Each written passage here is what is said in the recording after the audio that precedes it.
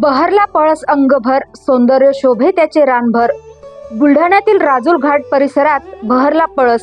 पळसाची फुले वेधत आहे निसर्गप्रेमींचे लक्ष. वसंत ऋतू लागतात जंगलामध्ये पळस फुले बहरतात आणि लाल केशरी रंगाने संपूर्ण वसुंधरा बहरून जाते.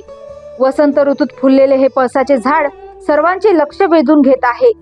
रंगाची उधळण करणारा होळी सण जवळ आला की हमखास आठवण होते ही पळसाच्या फुलांची. भर उन्हात सगळी सृष्टी ओसाड पडू लागली असताना रानवनात बहरणारी लाल केशरी पळस फुले वसुंधरेचे सौंदर्य खुलवतात. लाल केशरी पळस फुले राजूर घाटात निसर्गप्रेमींचे लक्ष वेधत आहेत.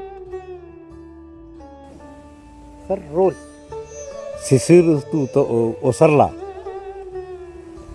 की वसंताची चाहूल लागते.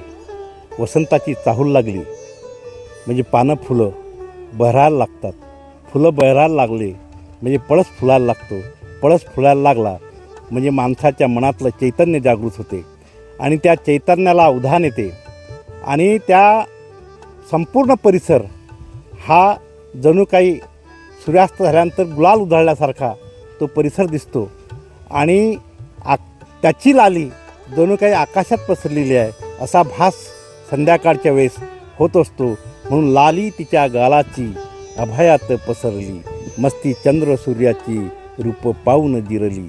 असं म्हणता येईल की या जीवनामध्ये पळसाचं जे चैतन्य वर्णन जे केलेलं आहे वेदापासून तर उपनिषदापासून तर लोकगीतांमध्ये पळस हा माणसाच्या जीवनामध्ये आपण जर घेतलं तर जीवनाचं सत्यसुद्धा सांगितलेलं आहे की माणसाचं जीवनाचा खरा अर्थ जो असेल कुठे गेले तरी माणसाला पळसाला पानं तीनच आहेत असा जीवनाचा खरा अर्थ आहे की जगाच्या पाठीवरती कुठे गेलं तरी सुख दुःख जन्म मृत्यू हे सगळं नातं सांगणारा हा पळस. या पळसानं हा परिसर बुलढाणाचा बहरलेला आहे आणि याचा मनसोक्त आनंद इथले सर्व रसिक मायबाप घेत आहेत. धन्यवाद.